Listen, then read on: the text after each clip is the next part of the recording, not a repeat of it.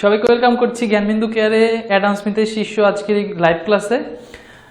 আমার কথা কি শোনা যায় আর আমার চাঁদ বদনটা কি দেখা যায়? এটা একটু আমাকে খুব ফাস্ট কমেন্টে জানালে ভালো হয়, যেহেতু অনেক আগে থেকে বলে রাখছি যে ঠিক 8টার সময় লাইভে আসবো। 3 মিনিট কি 4 মিনিট দেরি হয়েছে, যে কারণে দেরি হয়েছে সেই কারণটা আমি বলে রাখি। লাইভ ক্লাসে আসবো, আসতে তো একটু সময় লাগে, এটা একটা ঢাকা শহরের ব্যাপার স্যাপার। আসার পরে দেখি এই যে আমার মাইক্রোফোনটা, এই মাইক্রোফোনটার মধ্যে হিউজ পরিমাণ জ্যাম লাগে রয়েছে, মানে প্যাচ লাগে আছে। এই প্যাচটা খুলতে আমার দেরি হয়ে গেছে। ঠিক আছে, আশা করি যে আমার কথাবার্তা সবকিছু শোনা যায়। যে দেশের যে কোনো প্রান্তে থেকে লাইভটা দেখছো সবাইকে ওয়েলকাম করছি অ্যাডাম স্মিথের শিষ্য গ্রুপে লাইভ ক্লাসটাতে। আর এইচএসসি ব্যাচ জিজ্ঞাসা থাকবে যে তোমরা যারা আছো তোমরা অবশ্যই কমেন্টে লিখে দিও যে তোমরা এইচএসসি ব্যাচ, তাহলে আমার একটু বুঝতে সুবিধা হবে যে কতজন পার্টিসিপেট করছো। যেটা রেগুলার ক্লাসে বলি যে অবশ্যই কি করার জন্য, কোনো সমস্যা থাকলে কমেন্ট করার জন্য। আজকে বেশ কিছু আলোচনা করব, আমি 2 মিনিট সময় নিচ্ছি, সবাই একটু আসুক, তারপর আমি ক্লাসটা শুরু করব। মাহমুদা আক্তার ও থি বলতেছো, আসসালামু আলাইকুম স্যার। ওয়ালাইকুম আসসালাম। এই যেভাবে জানাইতে হবে, আশা করি সবাই শুনতে পাচ্ছ না। আর বলেই রাখছিলাম যে অবশ্যই সময় নিয়ে বসবে, খাতা কলমটা সাথে নিয়ে বসবে যাতে সময়টা ওয়েস্ট না হয়। আর যেটাই বলে একটু নোট ডাউন করে রাখতে পারো, তাহলে কি হবে, এটা তোমার জন্যও ভালো, আমার জন্যও ভালো যে আমার কোনো একটা স্টুডেন্ট সে ভালোভাবে প্রিপারেশন কমপ্লিট করে ভালো মতো এইচএসসি পরীক্ষা দিয়ে ভালো একটা রেজাল্ট নিয়ে বের হইতে পারবে। আমার আসলে অ্যাচিভমেন্টটা কি? আমার অ্যাচিভমেন্টটা তোমাদের যেই রেজাল্ট সেই হচ্ছে আমার অ্যাচিভমেন্ট। দিন শেষে যখন আমি জানতে পারবো যে অমুক জায়গা থেকে আমার ক্লাস করে একটু ভালো রেজাল্ট করেছো, একটু হাসবো প্রাণ খুলে, খুশি হব। এটাই হচ্ছে চাওয়া পাওয়া সবকিছু। অবশ্যই প্রথম ক্লাসে একটু জানার ব্যাপার থাকে, জানতে আগ্রহ হয় যে আসলে কে কোত্থেকে ক্লাস করছো, প্লাস কে কোন কলেজে পড়ছো, কোন জায়গায় পড়ছো না। সো একটু জানিয়ে দিলে ভালো হয় আর কি। সেকেন্ড চ্যাপ্টার আমরা ভোক্তা উৎপাদকের আচরণ।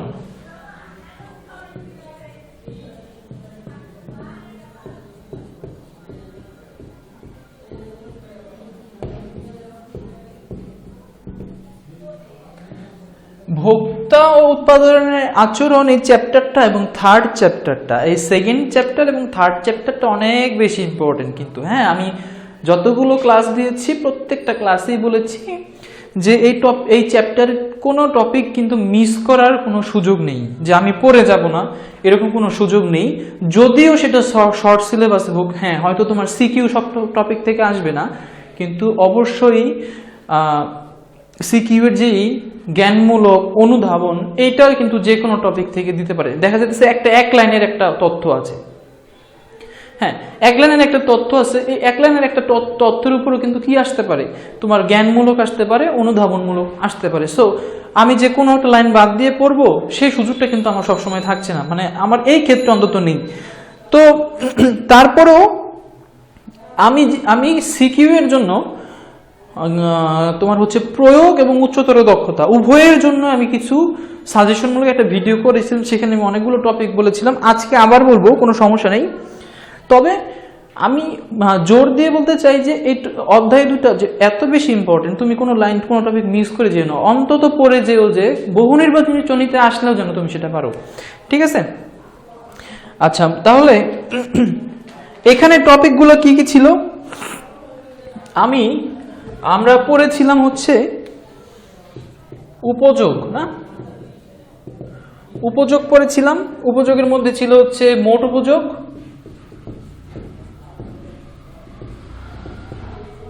প্রান্তিক উপযোগ। আচ্ছা, মোট উপযোগ, প্রান্তিক। আমার হাতের লেখা ভালো না, ঠিক আছে, এটা নিয়ে কনসার্ন হও না, হাতের লেখা বুঝতে ভালো হয়েছে। আর লেখা কি বোঝা যায় এটা একটু বললো আমাকে, লেখা বোঝা যায় কিনা, তাহলে আমার জন্য একটু সুবিধা হবে, আর একটু সুন্দর করে লেখার চেষ্টা করব। মোট উপযোগ প্রান্তিক উপযোগের ধারণাটা আমরা খুব সুন্দর করে প্রথম দিকের ভিডিওগুলোতে দিয়েছিলাম। কেউ ভিডিও যদি মিস করে থাকো দেখতে পারো, আশা করি সবাই দেখেছো এখানে। তো মোট উপযোগ প্রান্তিক উপযোগের মধ্যে ইম্পর্টেন্ট হচ্ছে দুইটা রেখা আঁকানো, মোট উপযোগ রেখা, প্রান্তিক উপযোগ রেখা আঁকানো। কারণ মোট উপযোগ দেখা যাচ্ছে একটা সূচি তৈরি করে দিছে সূচি একটা প্রশ্নের মধ্যে দেওয়া আছে, বলতেছে যে এখান থেকে প্রান্তিক উপযোগ বের করো। ধরো একটা সূচি দিল, ধরো আমার কোয়ান্টিটি আর হচ্ছে টোটাল ইউটিলিটি আর হচ্ছে মার্জিনাল ইউটিলিটি, ঠিক আছে। এখন কোয়ান্টিটি দিল, টোটাল ইউটিলিটি দিল, কিন্তু মার্জিনাল ইউটিলিটি দিল না। ধরো 1 2, হ্যাঁ এখানে বললো 3 5, এরকম একটা 1 আর 2 দিল, কোয়ান্টিটি দিল 1 একক 2 একক এরকম করে কোয়ান্টিটি দিল, আর একটা টোটাল ইউটিলিটি দিল, মোট উপযোগটা দিল, কিন্তু প্রান্তিক উপযোগটা দিল না। তখন হয়তো প্রশ্নে বলতে পারে যে এই সূচিটা থেকে কি আঁকাও, একটা মার্জিনাল ইউটিলিটি নির্ণয় করো, এবং মার্জিনাল ইউটিলিটি মানে প্রান্তিক উপযোগ নির্ণয় করো এবং প্রান্তিক উপযোগ রেখাটা আঁকাও। তখন তুমি তোমার রেখাটা আঁকাইতে পারতে হবে, ঠিক আছে। তাহলে এখান থেকে এই ধরনের প্রশ্ন হতে পারে যে সূচি দিয়ে দিল, টোটাল ইউটিলিটি দিয়ে দিল, মার্জিনাল ইউটিলিটি আঁকাও, মার্জিনাল ইউটিলিটি নির্ণয় করো, মার্জিনাল মোট উপযোগ রেখা প্রান্তিক উপযোগ রেখা অঙ্কন করো, সেই রেখাটা ব্যাখ্যা করো, ঠিক আছে। এই ধরনের প্রশ্ন আসবে। আর জ্ঞানমূলক না, অনুধাবনের জন্য আসতে পারে যে উপযোগের প্রকারভেদগুলো কি কি। যেমন ধরো রূপগত উপযোগ আছে, স্থানগত উপযোগ আছে, সময়গত উপযোগ আছে, এগুলো কিন্তু খ নাম্বার অনুধাবনের জন্য। আবার বলতে পারে যে রাজশাহী টমেটো ঢাকায় এনে বিক্রি করলে কোন ধরনের উপযোগ সৃষ্টি হয়, তখন তোমার বলতে হবে কি স্থানগত উপযোগ সৃষ্টি হয়। যদি বলে রাজশাহী টমেটো ঢাকায় এনে বিক্রি করছো কি, সেটা হচ্ছে স্থানগত উপযোগ। আবার যদি বলে যে রাজশাহী শীতের টমেটো গরমকালে ঢাকায় বিক্রি হচ্ছে, সেটা কোন ধরনের উপযোগ, এটা সময়গত উপযোগ। সময়গত উপযোগ বেশি হাইলাইটেড, আবার স্থানগত উপযোগ আছে, কিন্তু সময়গত উপযোগটা তখন বেশি ইম্পর্টেন্ট, ঠিক আছে। সমস্যা থাকলে, বুঝতে না পারলে কিন্তু অবশ্যই কমেন্টে জানাতে হবে। কমেন্ট না করলে বুঝবো কেমনে বলো? আমি তো আর কারো মনের কথা বুঝে ফেলতে পারি না, না, অবশ্যই বলতে হবে আমাকে। আচ্ছা, মোট উপযোগ প্রান্তিক উপযোগ গেল। আচ্ছা, এখন যদি বলে যে প্রান্তিক উপযোগ নির্ণয় করতে, আমরা তো এখান থেকে প্রান্তিক উপযোগ নির্ণয় করবো কেমনে, সেকেন্ডটা থেকে আগেরটা বাদ দিব। প্রথমে আমার প্রান্তিকটা সেম থাকে সেকেন্ডের ক্ষেত্রে, দ্বিতীয় এককের ক্ষেত্রে মনে রাখো প্রথম এককের ক্ষেত্রে কি থাকে, আমার মোট উপযোগ প্রান্তিক উপযোগ সমান থাকে। আচ্ছা, দ্বিতীয় এককের ক্ষেত্রে কি হয়, আমার এই 5 থেকে আমি কি করব 3 মাইনাস দিব, তাহলে হয়ে যাবে আমার 2। এইটা হচ্ছে আমার প্রান্তিক উপযোগ দ্বিতীয় এককের ক্ষেত্রে। কিন্তু যদি বলে প্রান্তিক এককের ফর্মুলা, প্রান্তিক উপযোগের ফর্মুলাটা কি, হ্যাঁ, বা ফর্মুলা দিয়ে যদি নির্ণয় করতে বলে, তখন কিন্তু আবার কি হয়ে যাবে, মার্জিনাল ইউটিলিটি সমান হচ্ছে, তখন কিন্তু তোমার যে সূত্রটা আছে, ফর্মুলাটা আছে, তখন সেটা করতে হবে। যেমন ধরো delta total utility divided by delta Q, এটা যেমন আমাদের প্রান্তিক উপযোগের সূত্র। এখন এর আগে খুব ভালোভাবে ভিডিওতে আমি খুঁটায় শিখেছি যে ডেল্টা টোটাল ইউটিলিটি মানে কি। তার মানে total utility 2 minus total utility 1, এটাকে আমি ভাগ করব কোয়ান্টিটি 2 মাইনাস কোয়ান্টিটি 1, ঠিক আছে। এখন তুমি মান বসাইলে কি হয়ে যাবে, আমার প্রান্তিক উপযোগটা কিন্তু আমি পেয়ে যাব। এটাই কিন্তু গাণিতিক ফর্মুলা, গাণিতিক আকারে, হ্যাঁ। সো এটা একটা গেল। যখন তুমি প্রান্তিক উপযোগ শিখছো, তখন তুমি অবশ্যই দুই ভাবেই শিখবা। ক্রমহ্রাসমান প্রান্তিক উপযোগ বিধিটা আলফ্রেড মার্শালের, এখান থেকে ক্রমহ্রাসমান প্রান্তিক উপযোগ বিধি ব্যাখ্যা করতে বলতে পারে, ঠিক আছে। ক্রমহ্রাসমান প্রান্তিক উপযোগ বিধির যে সীমাবদ্ধতাগুলো আছে সেটা বলতে পারে। ক্রমহ্রাসমান প্রান্তিক উপযোগ বিধির সীমাবদ্ধতা ভেরি ইম্পর্টেন্ট। ক্রমহ্রাসমান প্রান্তিক উপযোগ বিধি থেকে যদি প্রশ্ন গ অথবা ঘতে আসে, তাহলে অবশ্যই সীমাবদ্ধতা দিতে হবে, ঠিক আছে, বা সীমাবদ্ধতা চাইলে অবশ্যই তো দিতে হবেই, বুঝতে পারছো। আচ্ছা, ক্রমহ্রাসমান প্রান্তিক উপযোগ বিধির এটা কিভাবে হয়, ক্রমহ্রাসমান প্রান্তিক উপযোগ বিধির চিত্রটা কেমন হয়, আমি কোনো ধরনের সূচি টুচি ছাড়া আঁকাই। মোট উপযোগ রেখাটা কেমন হয়, টোটাল ইউটিলিটি রেখা এরকম হয়, আর আমাদের প্রান্তিক উপযোগ রেখা এরকম হয়, ঠিক আছে। মার্জিনাল ইউটিলিটি রেখা এরকম হয়, আর টোটাল ইউটিলিটি রেখা এরকম হয়। সো একটু মনে করাই দেওয়ার জন্য লিখলাম, অ্যাডাম স্মিথের শিষ্য গ্রুপটা সবাই শেয়ার করে দাও, যার যার জায়গা থেকে, যার যার প্রোফাইল থেকে সবাই শেয়ার করে দাও। বুঝতেই পারছো, মেম্বার বেশি হলে তোমাদেরই বেনিফিট, আমার বেনিফিট কিন্তু নাই। কেউ কি আমার টাকা দিয়ে ক্লাস করতেছে, জুবাইর ভাই কি আমার টাকা দিতেছে, জুবাইর ভাই আমার টাকা দিতেছে না। সো এটা কিন্তু সবার বেনিফিট, এটা একটা সোশ্যাল ওয়ার্ক, সবার বেনিফিট। সবাই একটু শেয়ার করে দিলে অ্যাডাম স্মিথ স্বর্গ থেকে খুশি হবে, আমি মর্ত থেকে খুশি হব। ঠিক আছে? আচ্ছা, আর 1000 জন মেম্বার যদি বানাইতে পারো তাহলে তো কোনো কথাই নাই, তখন দেখা যাবে যে প্রত্যেকদিনে দেখা হবে। এই চাঁদ বদল প্রতিদিন দেখবা। আচ্ছা, অনুধাবনের জন্য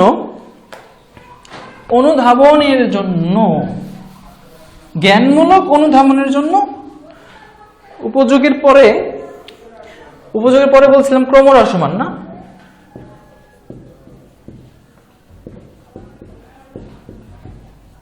ক্রমহ্রাসমান প্রান্তিক উপযোগ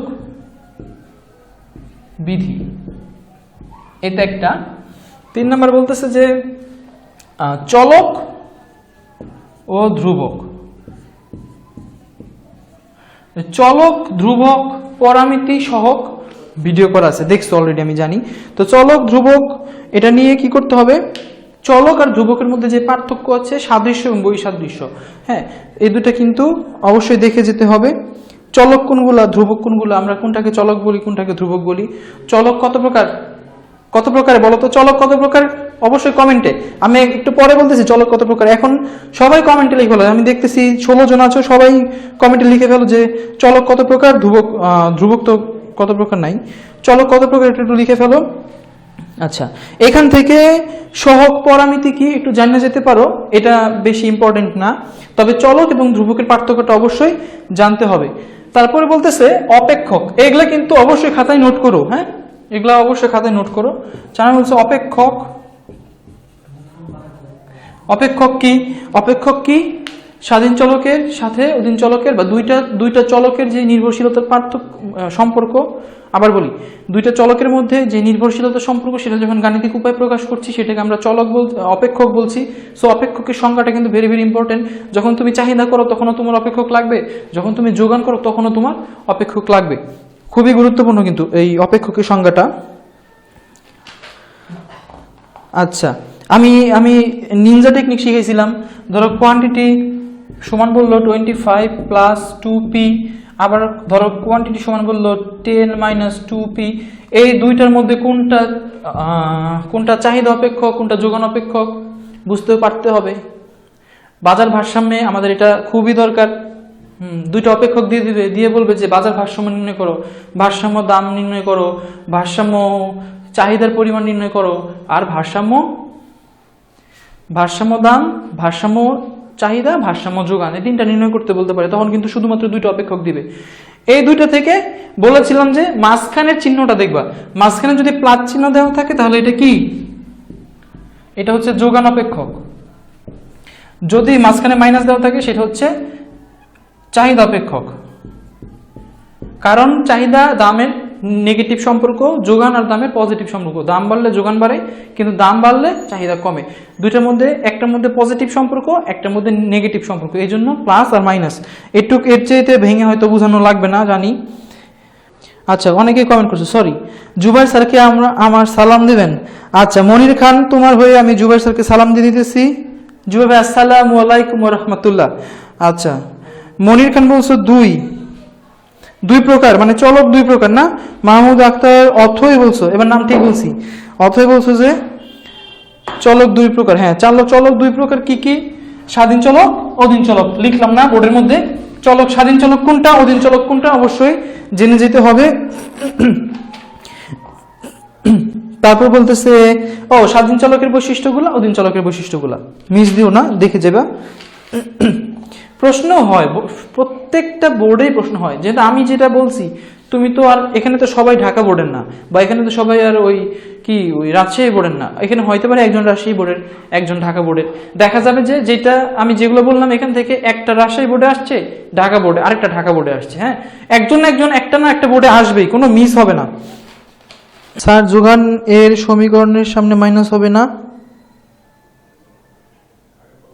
না, হইতেও যদি হয়ও কোনো সমস্যা নেই। এটা মাইনাসটা কেন হয়? মাইনাসটা এখানে এই যে ধরো 25, আমি ধরো quantity supply is equal to 25 plus 2p, এখানে যদি মাইনাস দেয় তাহলে তোমার এই মাইনটা নেগেটিভ দিছে, তখন দেখবা যে এইখানে এই ভ্যালুটা 2 দিবে না, হয়তো একটু বেশি দিবে, ওই প্লাস মাইনাস করলে তখন সেটা প্লাস আসবে, পয়েন্টটা প্লাসে আসবে, অ্যাকচুয়াল ক্যালকুলেশনটা তখন প্লাস হয়ে যাবে। খেয়াল করো এইখানে দিবে মাইনাস, কোনোদিনও এখানে দিবে না, ইম্পসিবল, ঠিক আছে। আমি বলছিলাম যে মাঝখানের এই চিহ্নটা দেখবা, এই চিহ্নটা দেখলে বুঝতে পারবা যে এটা আসলে চাহিদা নাকি যোগানের, কখনো কিন্তু এইটা না। তাহলে এটা খেয়াল করো। মাহমুদ আক্তার অথই, থ্যাংক ইউ। এরকম প্রশ্ন করতে হবে, জানার কোনো শেষ নাই। চাহিদার নির্ধারক সমূহ, অর্থাৎ চাহিদা যেই যেই নির্ধারকের উপর নির্ভর করে, যেই যে বিষয়গুলোর উপর নির্ভর করে সেগুলোও ইম্পর্টেন্ট, জ্ঞানমূলক অনুধাবন উভয় ক্ষেত্রে। কিসের উপর নির্ভর করে বলতো? দাম বাদে ভোক্তার কি চাহিদা, আয়, রুচি, তারপরে হচ্ছে অভ্যাস, বিকল্প দ্রব্যের দাম। বিকল্প দ্রব্য কয়টা বলতো সবাই কমেন্টে, বিকল্প দ্রব্য কয়টা? অ্যাক্টিভ থাকতে হবে, অ্যাক্টিভ না থাকলে হবে না। বিকল্প দ্রব্য কয়টা অবশ্যই জানাই যাও। বলছিলাম চাহিদা নির্ধারক সমূহ, চাহিদা নির্ধারক সমূহ পড়তে হবে। তারপর হচ্ছে একটা কাল্পনিক সূচি থেকে চাহিদা রেখা অঙ্কন করা, অনেক ইম্পর্টেন্ট। কাল্পনিক সূচি থেকে চাহিদা রেখা নির্ণয় করা, এটা কিন্তু অনেক বোর্ডের প্রশ্ন, অনেক বোর্ডে প্রশ্ন আসছে যে কাল্পনিক সূচি থেকে চাহিদা রেখা কিভাবে অঙ্কন করতে হয়। ওকে, সরল রেখার ঢাল, বক্ররেখার ঢাল।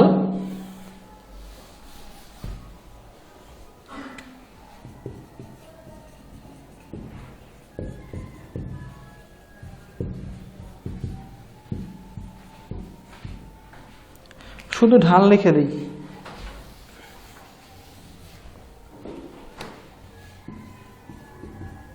ঢাল অবশ্যই বুঝতে পারছো, সরল রেখার ঢাল, বক্ররেখার ঢাল। বলতে পারে যে চাহিদা রেখার ঢাল নির্ণয় করো, আমি বলতেছি ঢালের এখানে সরল রেখার ঢাল নির্ণয় শিখবা, বক্ররেখার ঢাল নির্ণয় শিখবে। এখন যদি বলে যে চাহিদা রেখার ঢাল নির্ণয় করো, চাহিদা রেখা তো এরকম হয়, এটা কি বক্ররেখা না? বক্ররেখা, সরল রেখা না? এটা অবশ্যই সরল রেখা। আবার যদি বলে যোগান রেখা, এটাও তো একটা বক্ররেখা।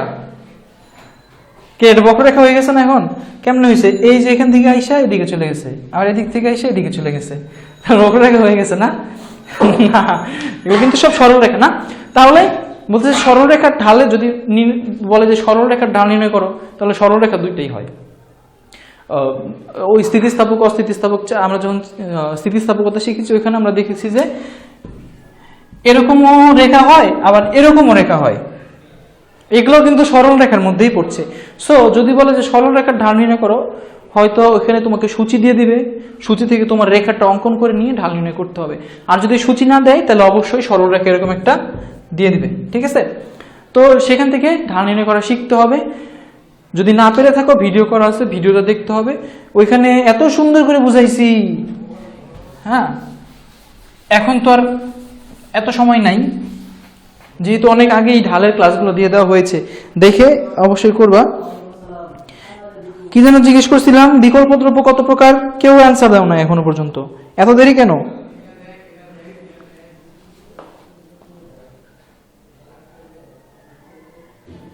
আচ্ছা, মাহমুদা আক্তার অথই বলছেন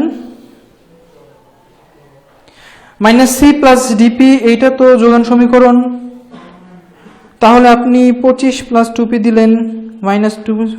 না, এটা ডিপেন্ড করে, তুমি যেটা বলছো যে ধরো -c+bp, ঠিক আছে, এটা কোয়ান্টিটি s সমান, হ্যাঁ, এটা তোমাকে এটা দিল, ঠিক আছে।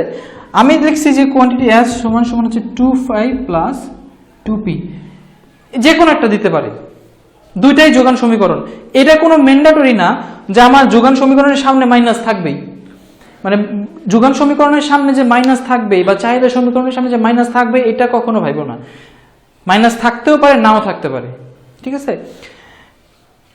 তার মানে কি বললাম, সি এর আগে মাইনাস দিছো, হ্যাঁ, এরকম তুমি একটা বইয়ের মধ্যে পাইছো সি এর আগে মাইনাস আছে, বা এরকমও পাবে। আরো প্র্যাকটিস করো, আরো প্র্যাকটিস করলে বা তুমি যদি টেস্ট পেপার ঘাটো বা বোর্ডের কোশ্চেনগুলো ঘাটো, দেখবা যে অনেক ক্ষেত্রে কি আছে 25 এর আগে মাইনাস নেই, ম্যাক্সিমাম ক্ষেত্রে 25 এর আগে মাইনাস থাকবে না। বা ধরো আমি তো এখানে ভ্যালু তোমাকে সিম্পলি বোঝানোর জন্য দিয়ে দিছি, এরকম অনেক জায়গায় থাকবে সি এর আগে মাইনাস দিল না, ঠিক আছে। এটা হয়, এরকম হতে পারে। কনফিউজ হওয়ার কিছু নাই, দুইটাই থাকতে পারে। যেটা বললাম যে 25-এর আগে মাইনাসও থাকতে পারে, 25-এর আগে মাইনাস নাও থাকতে পারে, দুইটাই থাকতে পারে, কনফিউজ হওয়ার কিছু নাই, ঠিক আছে? আচ্ছা,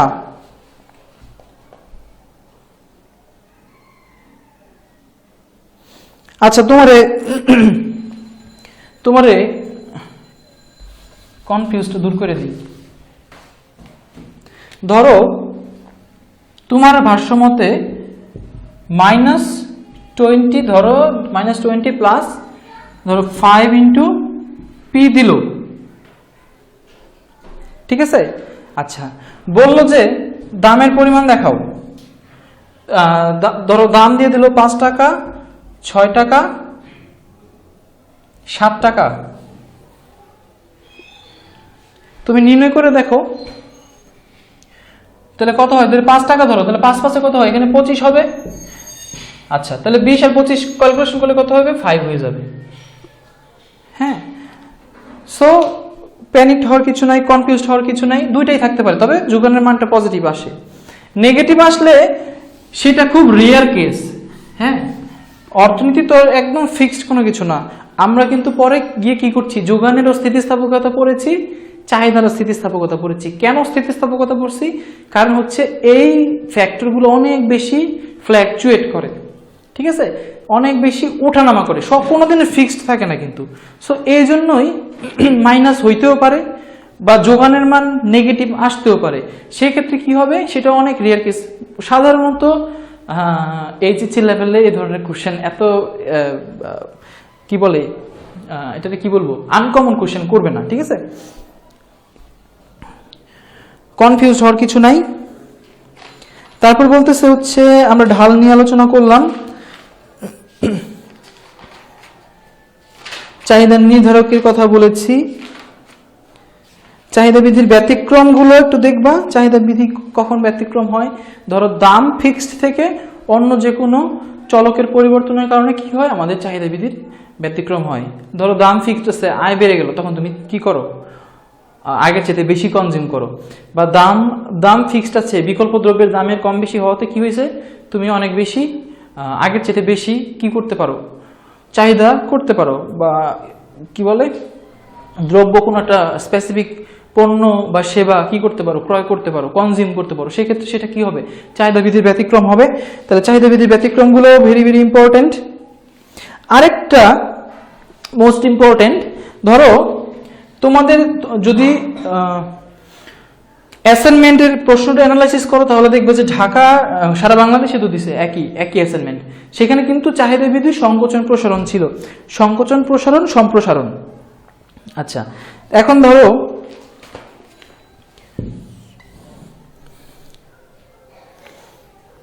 এটা একটা আমাদের চাহিদা রেখা, ঠিক আছে? ধরো এটা হচ্ছে 10 একক, এটা হচ্ছে 10 টাকা, এখানে টাকা বা এটা প্রাইস, এটা হচ্ছে কোয়ান্টিটি, ঠিক আছে? এটা একটা ইনিশিয়াল চাহিদা রেখা। এখন এরকম রেখা দিয়ে গ নাম্বারের প্রশ্নে বললো যে দাম ফিক্সড থাকা অবস্থায়, ধরো কি বলছে, যখন টেকনাফে কি আসছে, রোহিঙ্গা আসছে, তখন চালের দাম সাপোজ 10 টাকা কেজি।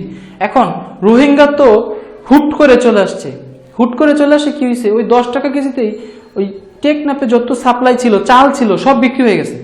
তখন কি অবশ্যই আমাদের চাহিদার পরিমাণটা বেড়ে গেছে না? আচ্ছা, এখন 10 একক আগে টেকনাফের মানুষ কনজিউম করতো, দাম কত, 10 টাকা দামে। এখন রোহিঙ্গা আসার ফলে কি হয়েছে, এইটার কি পরিমাণটা কি হয়ে গেছে, 15 একক হয়ে গেছে, চাহিদাটা বেড়ে গেছে। দাম ফিক্সড আছে, চাহিদাটা বেড়ে গেছে। তখন তোমার কি হবে, যেহেতু দাম ফিক্সড, তাহলে আমার নতুন একটা চাহিদা রেখা হবে। এটা হবে আমাদের নতুন চাহিদা রেখা। এটা ধরো হচ্ছে D1, এটা হচ্ছে D2। এই ধরো D2 হচ্ছে আমাদের নতুন চাহিদা রেখা।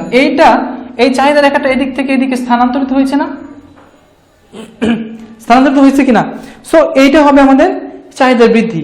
আমার ধরো কোনো কারণে চাহিদা হ্রাস পেল, তখন কি হবে, ঠিক এটা উল্টা হবে। তখন হ্রাস পেয়ে ধরো 5 একক হয়ে গেছে, তখন আমাদের নতুন একটা চাহিদা রেখা হবে। এটাকে বলতেছে D3, ধরো এটা D3। তাহলে এখন ওই ইনিশিয়াল চাহিদা রেখা থেকে এই চাহিদা রেখাটা কি হয়ে গেছে, নিচের দিকে শিফট করে গেছে।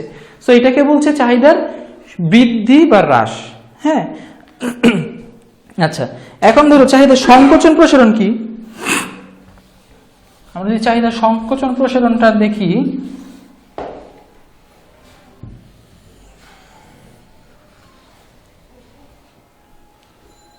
এখানে হচ্ছে মানে কোয়ান্টিটি, এখানে এটা প্রাইস। ধরো এটা হচ্ছে আমাদের চাহিদা রেখা, ঠিক আছে? এটা হচ্ছে আমাদের চাহিদা রেখা, ডি প্রাইম হচ্ছে আমাদের চাহিদা রেখা। এখন আমাদের দাম হচ্ছে 10 টাকা, কোন দ্রব্যের দাম হচ্ছে 10 টাকা, এখানে হচ্ছে ধরো 10 একক। এখন যদি দাম বাড়ে আমাদের কি হবে? চাহিদা কমবে না? ধরো দাম বাড়লো, দাম বেড়ে 15 টাকা হইলো, তাহলে আমাদের চাহিদা কি হইলো? আগে 10 একক ব্যবহার করতাম, এখন ধরো এটা 5 একক হয়ে গেল। 5 একক হয়ে গেল না? আচ্ছা, তাহলে দেখো, খেয়াল করো, এটা ধরো এ বিন্দু, ঠিক আছে? এ বিন্দু থেকে আমাদের চাহিদার পরিমাণটা কই চলে আসছে? ধরো এটা বি বিন্দু। এ বিন্দু থেকে আমাদের চাহিদার পরিমাণটা কমে কই আসছে? এ বিন্দুতে আসছে। তাহলে এইটা কি হবে? এদিকে চলে আসলো না? আবার ধরো দাম কমলো, 5 টাকা হইল, তখন আমাদের চাহিদার পরিমাণটা কত হইল? 15 হইল, ঠিক আছে? তাহলে দেখো এটা সি বিন্দু নাম দেই, তাহলে এ থেকে সি এ চলে আসলো না?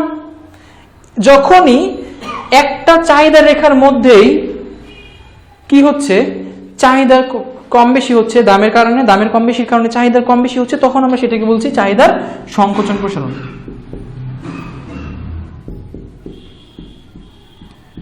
সংকোচন প্রসারণ বা চাহিদার সংকোচন সম্প্রসারণ, ঠিক আছে? আশা করি এটা বুঝতে পারছো সবাই। লাইভ ক্লাস তো মানুষ কম কেন? Which test paper will be best for economics? Which test paper will be best for economics? যেটা ইউজ করতে সবগুলো বাজার ভালো,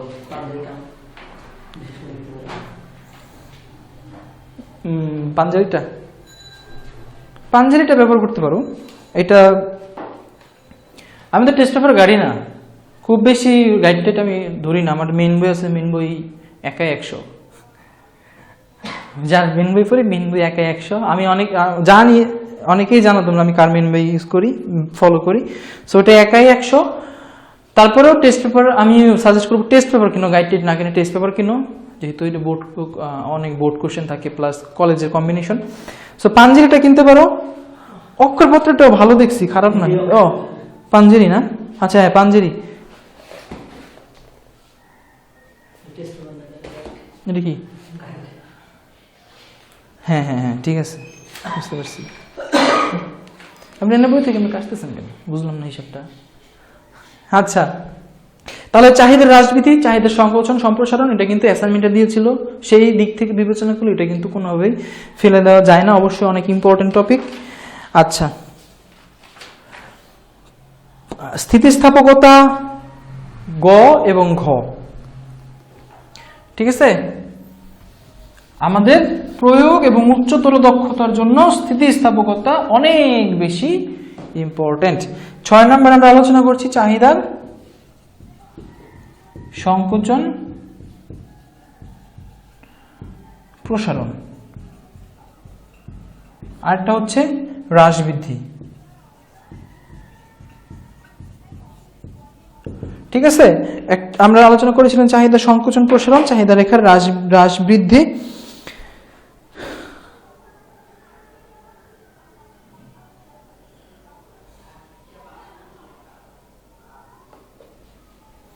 চাহিদা সমীকরণের টপিকটা একটু বলবেন স্যার? না, চাহিদা সমীকরণের টপিক বলতে কি বুঝিয়েছো আমি বুঝতে পারি নাই।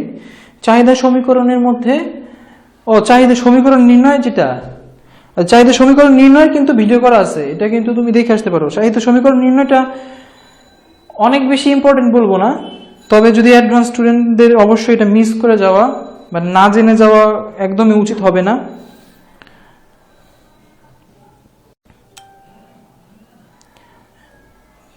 কি কমেন্ট আসছে?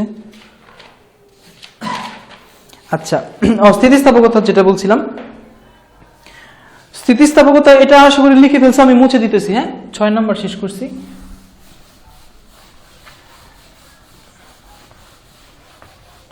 আচ্ছা, 7 নম্বরে আসে হচ্ছে স্থিতিস্থাপকতা।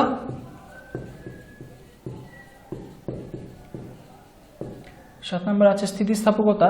স্থিতিস্থাপকতায় আমি 4টা স্থিতিস্থাপকতা দেখিয়েছিলাম: স্থিতিস্থাপক চাহিদা, অস্থিতিস্থাপক চাহিদা, তারপর হচ্ছে হ্যাঁ না, আয় স্থিতিস্থাপকতা, দাম স্থিতিস্থাপকতা, সেটা না, আমি এটা বলতেছি। স্থিতিস্থাপক চাহিদা, অস্থিতিস্থাপক চাহিদা, সম্পূর্ণ স্থিতিস্থাপক, সম্পূর্ণ অস্থিতিস্থাপক, এই 4টা দ্রব্যের ধরন অনুযায়ী খ নাম্বারে দিতে পারে। ঠিক আছে, অনুধাবনে দিতে পারে।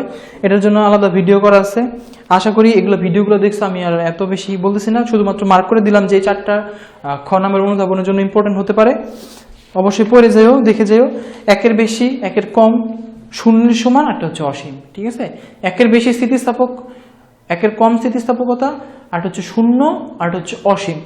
আচ্ছা, তারপর বলতেছে চাহিদার আর স্থিতিস্থাপকতা। এই স্থিতিস্থাপকতার মধ্যে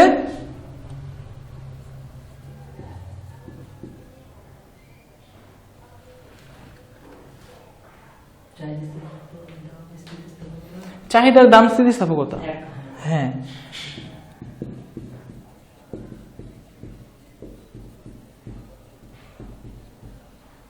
চাহিদার দাম স্থিতিস্থাপকতা, তারপর হচ্ছে চাহিদার আয় স্থিতিস্থাপকতা, তারপর হচ্ছে আর স্থিতিস্থাপকতা।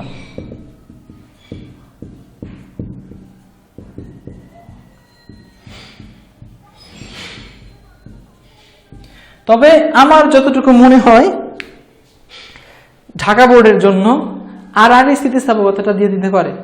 3টা আমি কোনোটাকে কম বলতেছি না, তবে আর স্থিতিস্থাপকতা আমার কাছে বেশি ইম্পর্টেন্ট মনে হয়। ঠিক আছে, ঢাকা বোর্ডের জন্য। আর অন্যান্য বোর্ডের জন্য একটা না একটা তো কমন পড়বেই। ঠিক আছে, তাহলে এই স্থিতিস্থাপকতাগুলো দেখতে হবে, ইম্পর্টেন্ট। আচ্ছা, তারপরে বাজার ভারসাম্য ও যোগান নিয়ে কিছু কথা বলতে হবে। যোগান কি, যোগান অপেক্ষকটা, যোগান সমীকরণটা, যোগানের নির্ধারক সমূহ, এগুলো পড়তে হবে। ঠিক আছে, তারপরে হচ্ছে যোগান বিধি, যোগান স্থিতিস্থাপকতা। যোগান স্থিতিস্থাপকতা নিয়ে ক্লাস দিছি না ভাই? ভিডিও করা আছে তো? তাহলে যোগান স্থিতিস্থাপকতা নিয়ে ভিডিও করা আছে। আচ্ছা, স্থিতিস্থাপকতার যেমন বললাম জ্ঞানমূলক, কি বলে, অনুধাবন না, প্রয়োগ উচ্চতর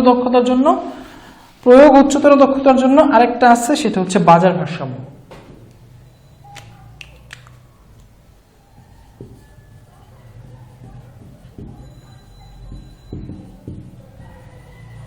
ঠিক আছে, বাজার ভারসাম্যের এখানে ভারসাম্য দাম, ভারসাম্য চাহিদার পরিমাণ, ভারসাম্য যোগানের পরিমাণ, 3টাই নির্ণয় করতে হতে পারে।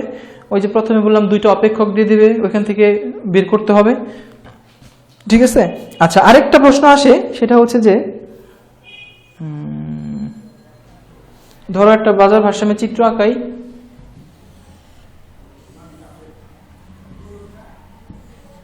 এটা হচ্ছে ডি প্রাইম, এটা হচ্ছে এস প্রাইম। তাহলে যেহেতু আমার ইকুইলিব্রিয়াম পয়েন্টটা এটা দাম, এটা চাহিদা ও যোগান, ভার্টিক্যাল।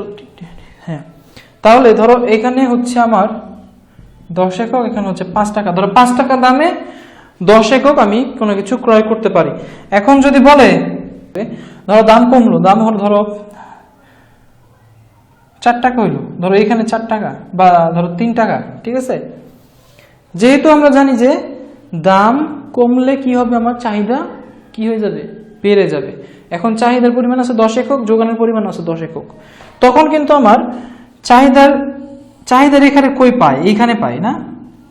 ধরো এখানে আমার 15 একক চাহিদা হয়ে যাচ্ছে, তখন কিন্তু যোগানটা কি হয়ে যাবে, যোগান রেখাটা কিন্তু শিফট করে এইখানে চলে আসবে। তখন যোগান রেখাটা যাবে এই বরাবর। ঠিক আছে, এটা কি আগাইলাম,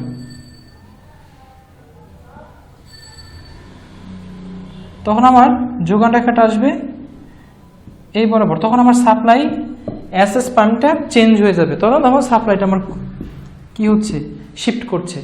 এই জিনিসটা আসতে পারে যে দামের পরিবর্তনে কি হয়, বাজার ভারসাম্যের কি পরিবর্তন হয়। তখন দেখো আগে ছিল ভারসাম্য, ধরো এটা E1